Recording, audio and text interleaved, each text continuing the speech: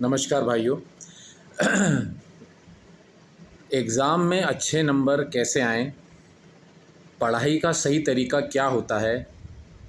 क्या मैं करूं कि मुझे मेरा पढ़ा हुआ याद रहे, मेरे कॉन्सेप्ट्स बने, मुझे कोई चीज़ को रटना ना पड़े, चीज़ मेरे समझ में आए और मेरा पढ़ाई का बोझ मेरे दिमाग पे से कम हो। ये हर छात्र जो कोई भी कॉम्पिटिटिव एग्ज़ाम की तैयारी कर रहा है या बोर्ड की एग्ज़ाम की तैयारी कर रहा है या स्कूल में भी कोई बड़ी क्लास में आ गया है और अपने स्कूल एग्ज़ाम्स की तैयारी कर रहा है या और भी किसी स्फीयर में कोई भी एग्ज़ाम की तैयारी कर रहा है, उसमें ये प्रश्न और ये दिक्कतें सभी लोगों को आती हैं कि मैं पढ़ लेता हूँ बट मुझे याद नहीं रहता, या मुझे बहुत समय लग जाता है कोई चीज़ को याद करने में, मेमोराइज़ करने में, मुझे फैक्ट्स याद नहीं रहते, मुझे कंसेप्ट समझने में बहुत समय लग जाता है। तो इसका सही तरीका क्या है? कोई इसका कोई ऐसा कोई उपाय है कि हमें एक गाइडलाइन मिले कि कोई भी अगर हम चीज़ को किसी एग्ज़ाम के लिए या अपनी नॉलेज के लिए या कोई कॉम्पिटिटिव स्तर के लिए पढ़ रहे हैं तो उसमें हम महारत हासिल कर सकें। नमस्कार भाइयों, मेरा नाम डॉक्टर कुणाल नाथ है और मैं एक कंसल्टेंट न्यूरोलॉजिस्ट हूँ। मैंने अपने जीवन में एमबीबीएस, एमडी मेडिसिन और डीएम न्यूरोलॉजी जो मेडिकल फील्ड की ऑलमोस्ट सारी हाईएस्ट डिग्रियां हैं वो बहुत अच्छे इंस्टीट्यूट से पास की हैं। और मैंने हमेशा अपनी पढ़ाई के जब मेरे पढ़ने का हमारा 14-15 साल का जो समय था मेडिकल का, उसमें ये चीज़ रियलाइज़ करी कि इतना डेटा, इतना सब पढ़ना है, ये याद कैसे रहेगा। और हर स्टूडेंट जो कोई भी फील्ड में, भले मेडिकल हो, इंजीनियरिंग हो, कहीं से भी गुज़रता है तो वो इस चीज़ से ग्रस्त रहता है। तो इसके मैं कुछ शॉर्ट टिप्स आपको खास करके स्टूडेंट्स के लिए बताऊंगा जो आपको शायद आपके एग्ज़ाम्स में फ़ायदा दे सकें। टिप नंबर 1, आप कोई भी जब चैप्टर पढ़ते हैं तो पहले आप उसका एक ओवरव्यू लीजिए। मान लीजिए फॉर एग्ज़ाम्पल हम बायोलॉजी में फ़ोटोसिंथेसिस का चैप्टर पढ़ रहे हैं। फ़ोटोसिंथेसिस वो प्रोसेस होता है जिससे प्लांट्स अपना खाना बनाते हैं। तो हमें जब अपनी किताब खोलें और अगर हमने ये लेक्चर अपने टीचर से क्लास में सुना हुआ है तो बहुत मदद हो जाती है। मान लीजिए हमने नहीं भी सुना, हम नहीं सुन पाए लेक्चर, और अब हम जब पढ़ने बैठ रहे हैं तो सबसे पहला फंडामेंटल ये है कि इसका बर्ड्स आई व्यू लें चैप्टर का। बर्ड्स आई व्यू का मतलब होता है हम पहले ऊपर से देखें चैप्टर को, एकदम से लाइन में घुस ना जाएं उसके पढ़ने के। अपने दिमाग में हम एक उसका फ्रेमवर्क बना लें। हमारा दिमाग ट्रेंड होता है कंपार्टमेंटलाइज करने के लिए इन्फॉर्मेशन को। जब हम उसके जैसे फोटोसिंथेसिस में parts of the leaf, functions, equations, कैसे खाना बनता है, ये अलग अलग हेडिंग्स होते हैं। तो पहले हम एक फ़ास्ट रीडिंग करें चैप्टर की और उस फास्ट रीडिंग में हम उसको कंपार्टमेंटलाइज कर लें कि क्या क्या हेडिंग्स के अंदर हमें ये टॉपिक समझना है। ये कंपार्टमेंटलाइज करने से क्या होता है, आपका ब्रेन एक्टिवेट हो जाता है उसको फर्दर नैरो डाउन करने में। अगर आप उसका बर्ड्स आई व्यू नहीं लेंगे तो आपका ब्रेन ये समझ ही नहीं पाएगा कि बड़े कौन से खांचे में मुझे इस इन्फॉर्मेशन को डालना है, और वो आप रिप्रोड्यूस नहीं कर पाएंगे। होगा आप आज चैप्टर पढ़े भी लेंगे, कल आपका क्योंकि ब्रेन का बना ही नहीं है कंपार्टमेंट किसमें उसको इन्फॉर्मेशन स्टोर करना था, इसलिए वो आपकी इन्फॉर्मेशन गायब हो जाएगी। तो सबसे पहले जब आप रीडिंग करें आप उसकी हेडिंग्स पढ़ें। केवल हेडिंग्स जब आप पढ़ते हैं चैप्टर की तो आपके ब्रेन में एक उसके खांचे बन जाते हैं कि इस खांचे के अंदर हमको अब धीरे धीरे इन्फॉर्मेशन डालनी है। उसके बाद आप वापस आएँ, 5 मिनट का एक बर्ड्स आई व्यू लेने के बाद अब आप फिर से स्टार्ट से आएँ।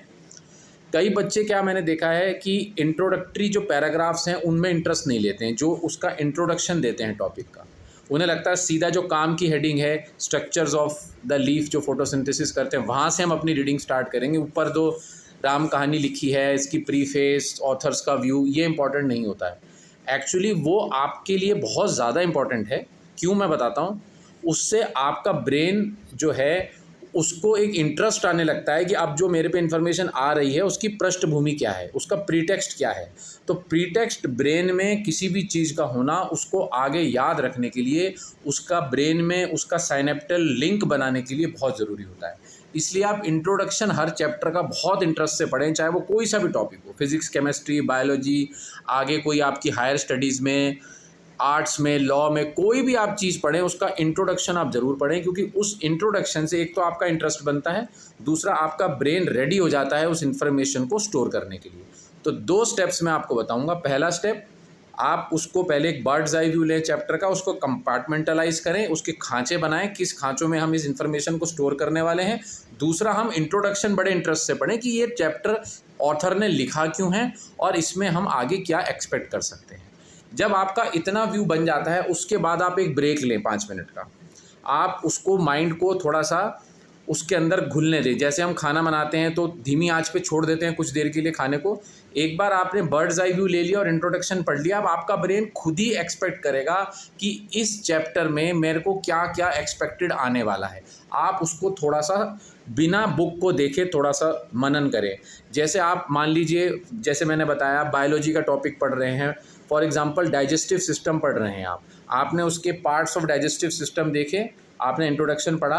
अब आपका ब्रेन ऑटोमेटिक जो उसकी ऑलरेडी स्टोर्ड नॉलेज है उस टॉपिक के बारे में, कुछ ना कुछ आपने ज़रूर अपनी क्लास में सुना होगा या आपने कुछ कहीं और पढ़ा होगा, आपका ब्रेन उसको उस खांचे में अपने आप डालने की कोशिश करेगा। तो आपकी जो प्रीवियसली लर्नड इन्फॉर्मेशन हैं उस टॉपिक के बारे में, वो धीरे धीरे आपको, आप कहीं ना कहीं, जैसे डाइजेस्टिव सिस्टम आपने पढ़ा होगा, स्टमक कहीं पढ़ा होगा, इंटेस्टाइन कहीं पढ़ा होगा, आपने ये पढ़ा होगा कि लार्ज इंटेस्टाइन होती है, स्मॉल इंटेस्टाइन होती है, लिवर होता है, स्प्लीन होता है। तो आपके दिमाग में धीरे धीरे कुछ ना कुछ उसके बारे में पढ़ी हुई इन्फॉर्मेशन आने लगेगी। इससे फ़ायदा ये होगा कि जब आप एक्चुअली पढ़ना स्टार्ट करेंगे तो आपकी प्रीवियस जो स्टोर्ड इन्फॉर्मेशन होती है वो हमारी एसोसिएशन कॉर्टेक्स में जमा होती है। एसोसिएशन कॉर्टेक्स वो भाग होता है ब्रेन का जो परमानेंट मेमोरी है। कभी भी आप सुनते होंगे ये बात कि एक बंदे की याददाश्त चली गई लेकिन पुरानी बातें याद रह गई। तो ये पुरानी जो बातें होती है ना, ये एसोसिएशन कॉर्टेक्स का काम है। तो जो भी इन्फॉर्मेशन आपकी पुरानी किसी भी टॉपिक के बारे में पड़ी हुई है वो परमानेंट साइनेप्टल कनेक्शन बना लेती है ब्रेन में, वो कभी आप भूलेंगे नहीं। और जब आप अपनी नई इन्फॉर्मेशन को उस इन्फॉर्मेशन के साथ जोड़ेंगे तो आपकी नई इन्फॉर्मेशन भी एसोसिएशन कॉर्टेक्स में पहुंच जाएगी, मतलब वो परमानेंट मेमोरी बन जाएगी। इसका मतलब कि जब आप अगली बार उस टॉपिक को पढ़ेंगे तो आपको पुरानी इन्फॉर्मेशन और हाल में जुड़ी हुई इन्फॉर्मेशन आपको एक बॉक्स में मिलेगी। वो बॉक्स आप जब खोलेंगे तो पुरानी के साथ नई इन्फॉर्मेशन आपको याद आएगी, आपका रिकॉल पावर बहुत बढ़ जाएगा। तो 3 मेन चीज़ें मैंने आपको बताई। सबसे पहले, जब आप कोई टॉपिक पढ़ें, पहले आप उसका बर्ड्स आई व्यू लें, उसके हेडिंग्स पढ़ें। हेडिंग्स को पढ़ के जो भी आप अपना बिना उसकी फाइन प्रिंट पढ़े जो भी उसके बारे में आप अपने माइंड में सोच सकते हैं वो सोचें, अपने माइंड को खुला छोड़ दें सोचने के लिए।